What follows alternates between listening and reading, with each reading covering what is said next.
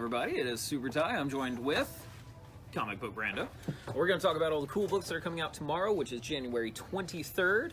As usual, if you guys have any questions, comments, anything you're very excited about, or, you know, just any rando thing, just any old rando thing, put it in the comments and we'll answer it just as quickly as possible. While you're setting that up, I'm going to start with Monstrous. It's back. It was on a little bit of a hiatus, but new issue, number 19, is coming out.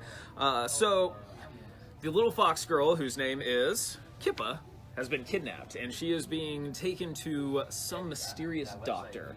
So that's one part of the story that's going on, but also the main character, which I always mispronounce it, Maika? She is with this guy named Sir Corvin d'Oro, and they are having another fight in another mystical part of this land. Basically, every random arcana, which is like the more magical creatures, are just losing their minds and fighting and eating each other. So everybody's just trying to escape that situation. Plus, there's this huge twist that happens at the end of it. Beautiful art, really crazy story. If you're a fan of this, you will still enjoy this issue. Brad says hello. Hello, Brad. Here's an issue we've been very excited about Yeah. around the shop. Guardians of the Galaxy #1. So check it out. This is Donny Cates and Jeff Shaw taking on everyone's favorite spacefaring superhero team. However, you might notice the team looks a little bit different from what we're familiar with. So this is stemming from the events of Infinity Wars. Correct. And we've got, James says hello. Hello, Hey, James. So we've got Peter Quill and Groot having a rough time of things. Yeah. On the new ship. Yeah. The writer. Although I don't know, I haven't read it yet. But continue. Thank you. Yeah. Big things are happening. Thanos is dead. However, there's a major problem that will be revealed in this issue. And we'll see the new team get together and how that happens and why and what's going on. Crazy awesome stuff. If you've liked the cosmic stuff in the past from Marvel, you're going to love this. So definitely check this out. My next one is Uncanny X-Men Annual #1. As you can see by the cover, Cyclops is back. Also, you know, it was shown at the end of another little mini-series that happened recently, but this is a story of how he came back and what his future plans are. That's pretty much all I'm going to say about this, because there's a lot of like little stuff that's very spoilery for a lot of other series that is happening right now, but I really enjoyed it. It was very cool. I can't really wait to see what's happening with this. Next issue, it's going to be like taking off. So, very cool. Glad to see him back, but, you know, is it the angry militant Cyclops, or is it the humanitarian? So, you know, it's you'll get to find out in this. All right, in the new issue of Batman 63 by Tom King, Batman and his beautiful bride Catwoman enjoy fighting crime together. And wait, what? What's going on? And why is John Constantine there? Find out in this issue. We're gonna get a better idea of what's going on in the crazy past few issues of Batman and see what's happening and why. My next one is Avengers #13. This is another one of the Avengers 1 million BC origin stories. We had a previous one with the Ghost Rider who rode the, you know, woolly mammoth on fire, but now we get to see the Iron Fist of 1 million BC. It's her origin story. Some same beats happen in this one that happened in the Ghost Rider one, which I'm kind of, you know, hoping is like the big overall story which is happening with the Avengers 1 million BC. Very cool. Little cameo that I wasn't expecting happening in there, but also you get to see a 15-year-old girl totally punch a dragon in the face, which is very cool. I like the story, the woman who punched a dragon. Yeah, exactly, and they do the same cool thing that they've been doing in a whole lot of other Iron Fist books, is like they name the moves like Krakatoa Face Exploder or the Knee of Nightmares and stuff like that. What do they call it, Krakatoa? Yeah, Krakatoa Face Exploder, which is an awesome metal band name. Like Double Hammer Fist of Exquisite Doom. Like so many cool things like that. So as a huge Iron Fist fan and a fan of the mythos, I thought this was very awesome. Great. Yeah. Now I know. Let me dial back what I said before about Batman. I said you'll find out what's happening and why. You might find out what's happening. You definitely won't find out why. So let me dial that back a little bit. The Immortal Hulk. Let's dial it back up. This book is crazy and metal and awesome and insane and just like, but like deep. Yeah. and with pathos, Yeah. and biblical in its nature. Biblical Hulk book. Well, Hulk's in hell, Yeah. so things are going to get a little bit religiously spicy in that one. So, Okay. what is this thing that Hulk is facing down? What is happening? Why is it happening? And who is the devil? Awesome read. I've been digging Hulk. I've been talking to a lot of people that have been checking out Hulk because we talk about it on this little podcast of ours. So give it a read. You will be glad you did. My next one, Marvel is doing this 80 years celebration, and I'm really excited about a lot of it, but the one I was waiting for was this one, Crypt of Shadows. There's another one called War is Hell that is coming out tomorrow as well. That one's by Howard Chaykin. Howard Chaykin, thank you. This one is written by Al Ewing, and it's a trilogy of scary stories, kind of getting in the same vein of, you know, the old school Marvel monster and horror storybooks. So it's 3 stories that are woven together through one theme, I guess is the best way to put it, or one consistent narrator. Pretty crazy stuff happening in it. I'm definitely going to reread it. There's also a couple of other ones coming up. This is the one I'm waiting for. You're waiting for Ziggy Pig and Silly Seal? Ziggy Pig and Silly Seal. I can't wait to see what goes on in that one. Yeah. But there's also going to be Journey into Unknown Worlds, Love, Romances, and Gunhawks I'm as actually well. pretty stoked about Gunhawks. But yeah, I enjoyed it a whole lot. Al Ewing is the guy who's writing the Immortal Hulk, so he can do horror stories really well. Ziggy Pig. Yeah, that's what I thought. I thought of Bill and Ted when Could I it saw be that. that was Maybe. Who knows? Oh, God. Yeah, man. This book, Die, number 7. So crazy, so over the top. Political assassinations and conspiracies.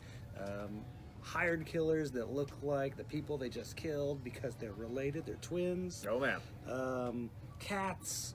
This book has everything.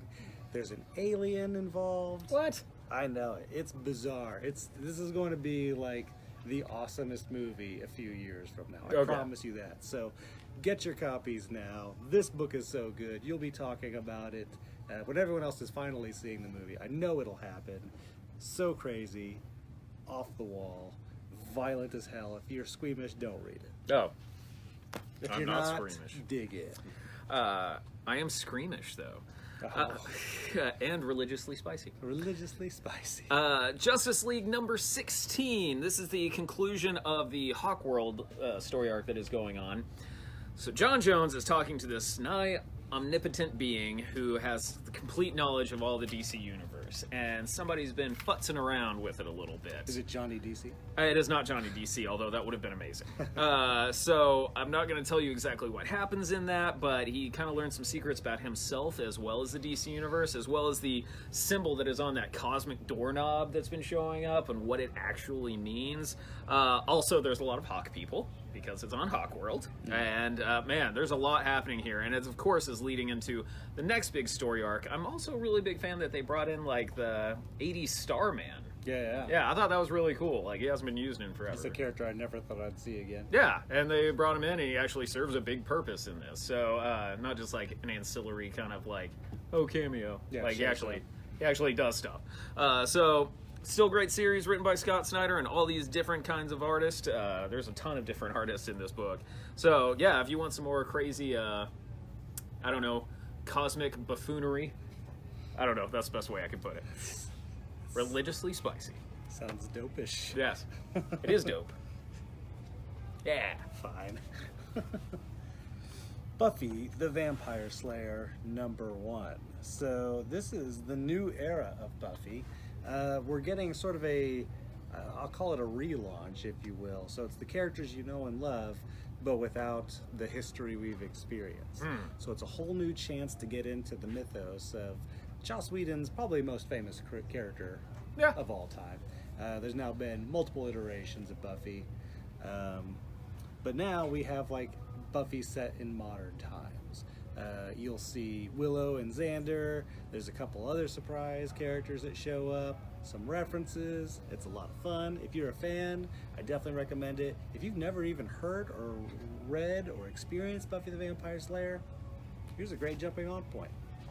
And I love that cover. The cover. Yeah, that cover is fantastic. really awesome. There's like multiple covers for this book, so there's lots to choose from. But that one's very cool. But I love Welcome to the Hellmouth with like all the classic hell imagery underneath the high school in California.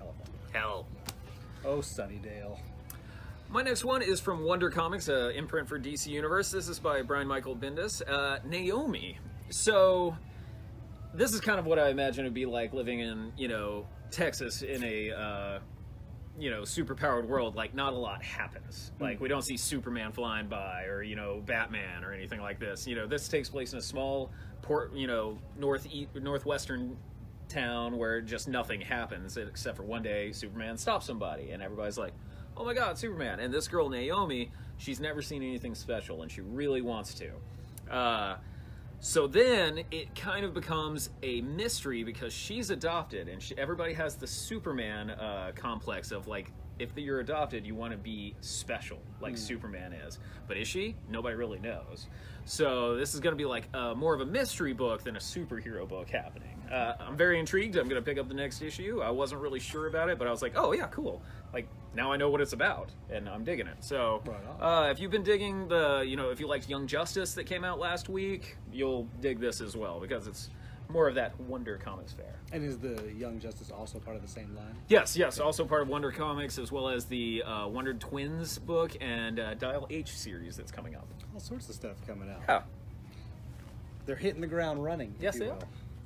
Friendly Neighborhood Spider-Man #2. We both really enjoyed the first issue of Peter Parker's sort of more neighborhoodly adventures. We've got a new cast of characters that we've never met before are being introduced now. And Spidey finds himself saddled with a couple orange kids. Yep. And doesn't know what to do with them, wants to give them some help, calls in a surprise friend. But then there's like all sorts of craziness going on. Like some dude punched him out, a regular guy punched him out. And he shows up again, and we've got some pretty interesting interactions with the new neighbor. So a lot of fun, definitely like a Spidey book that you could just jump into. And pick up the first issue, we still have that in stock. Yep. The second issue, you'll be all caught up. You'll have everything you need to know. Did I show you that funny thing about spider sense? I don't think you did. Okay, so I read this like really quick paragraph. It was like, oh yeah, Spider-Man's spider sense that alerts him to danger. And You did show it. and other spiders, they have this as well. It's called eyes. And I just laughed my butt off at that. It's pretty good. My last single issue is for Shazam #2. So Shazam, Billy Batson, as well as all of his adopted family, they decide to go to this place called the Funlands, where there's candy and cake and toys everywhere, but it seems kind of like it's what's the word I'm looking at? Too good to be true? Like Hansel and Gretel situation where, the witch is in a candy house. Like, it seems like it's a trap, kind of thing. There's also Mr. Mind shows up, which he's one of my favorite DC villains because he's a tiny little worm. But he's also like this awesome, powerful supervillain. Intriguing. So I'm very happy about that. I'm actually stoked about the movie coming out too. Yeah. I'm gonna go see it. It'll look pretty fun. I am sure I will check it out. Anyways, super awesome book. I've been loving it. I'm gonna keep reading it. Jeff Johns writing it. Super nice. Shazam. Hardcore #2. So, who is Colonel Esteban Montenegro, I believe is his last name? Is he who he says he is? Is there something to do with man, how do I describe this book? So basically someone always sees what he's doing, saying, where he's at. He is completely compromised, and he can't do anything about it. Of course, he gets himself into a lot of trouble with a dictator's wife. Okay. And there's a Lamborghini, and there's chaos and chasing and guns, secret agents. This is a creation of Robert Kirkman, but written by Andy Diggle, who, if you ever read The Losers, is a master of like high action, espionage kind of books. Awesome, over the top, cool stuff. So yeah, this was one I was pretty excited to try out, and boy, they just go. High octane is about the best way I can describe that book. So give this a read if that's your thing. If you like Fast and Furious or gun movies, there you go. Joseph's asking if there's any new statues coming. I don't think there's any this week. Last week we got a really cool Captain Marvel Shazam PVC statue, which is always nice and economically friendly. We've gotten a lot of statues in over the past couple of weeks. If you want to come in, I'll be more than happy to show you them. I just can't remember all of them off the top of my head. It's hard to do that. Yeah, we had a lot. On the spot. Yeah, sorry. My first trade, or graphic novel as people call them, is The Problem of Susan and Other Stories by Neil Gaiman and P. Craig Russell, as well as Scott Hampton, Paul Chadwick, Laverne Kinzierski. Kinzierski? Yes. Kinzierski? Yeah, I really like Paul Chadwick from Concrete. I was very cool, very happy to see him doing some art of this. Basically, it's 2 stories and 2 poems that have been adapted for the, more graphic format. It's about, personification of all the seasons coming together to, tell stories, but also there's, a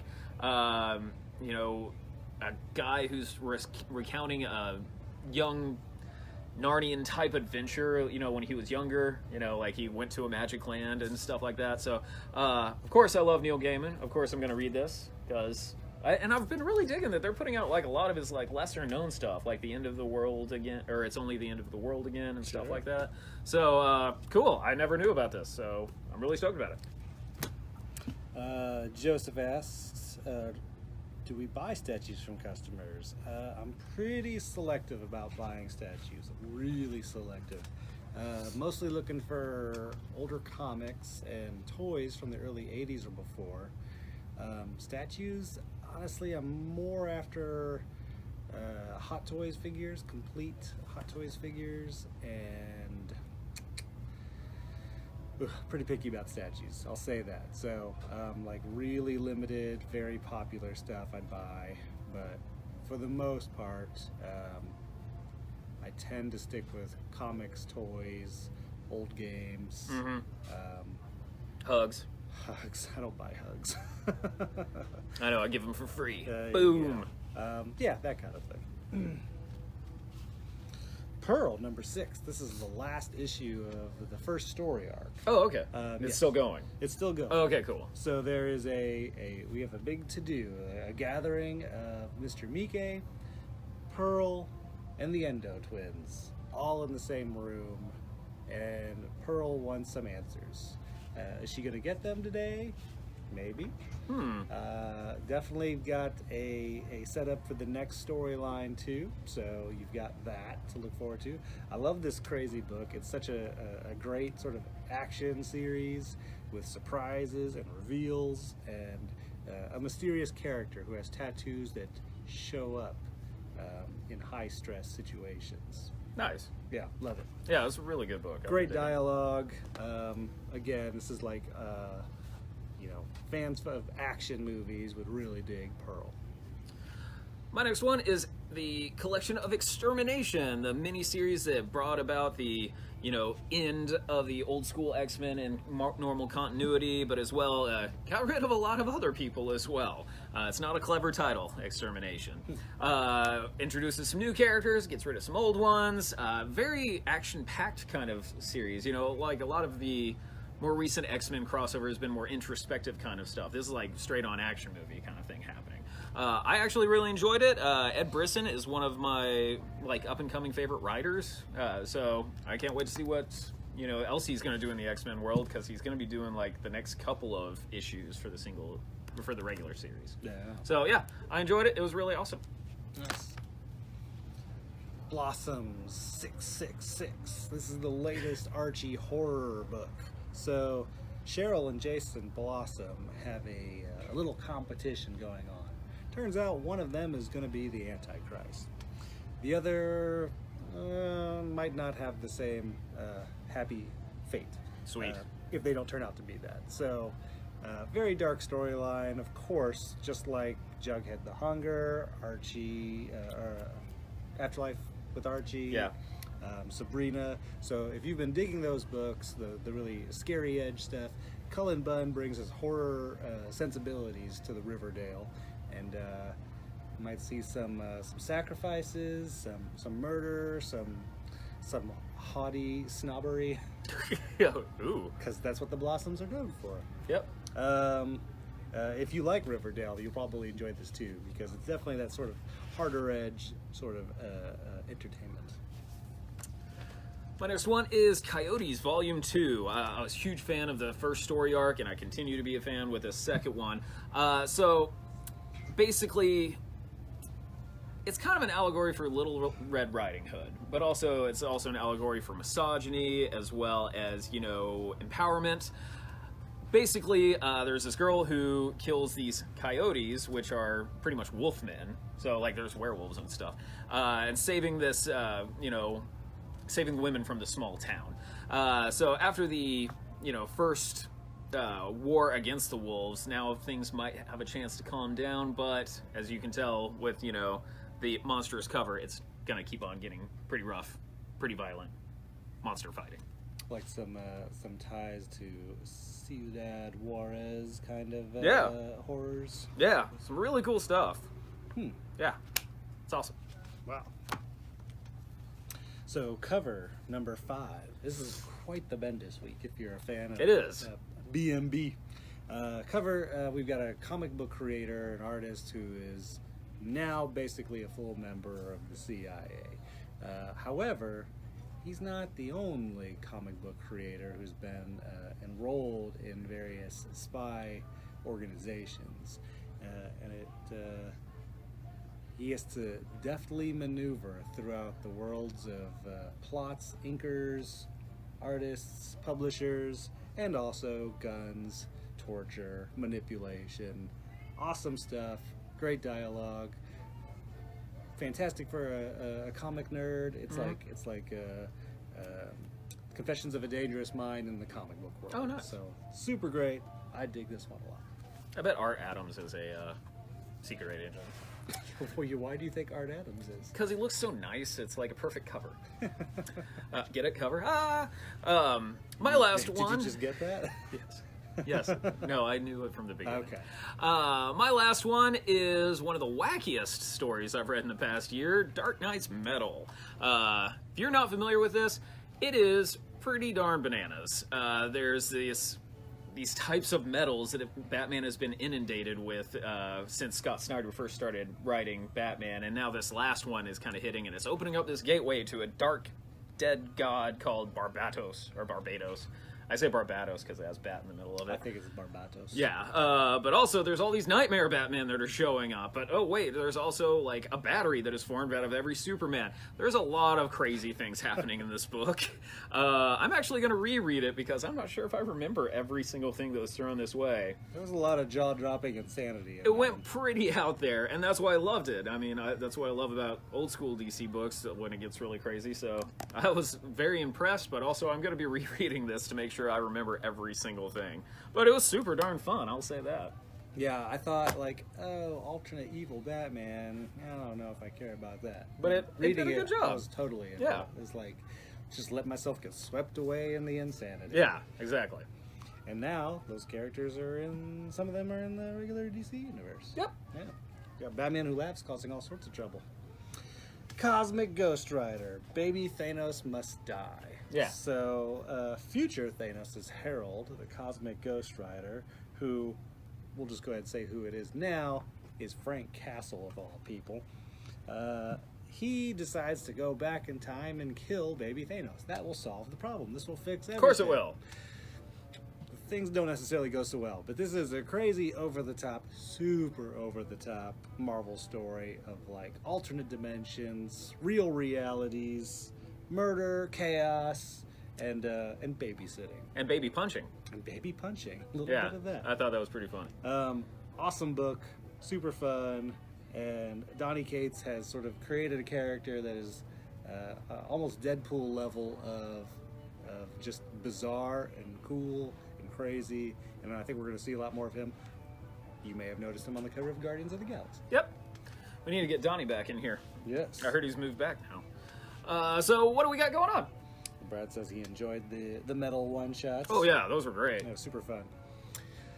What do we have now? So, last night we started a new D&D stream over on the Outlaw Moon Facebook. We're doing a campaign called Lost in Sigil, which is something I'm running, set in the 2nd edition world of Planescape, but using 5th edition rules. Oh, that's cool.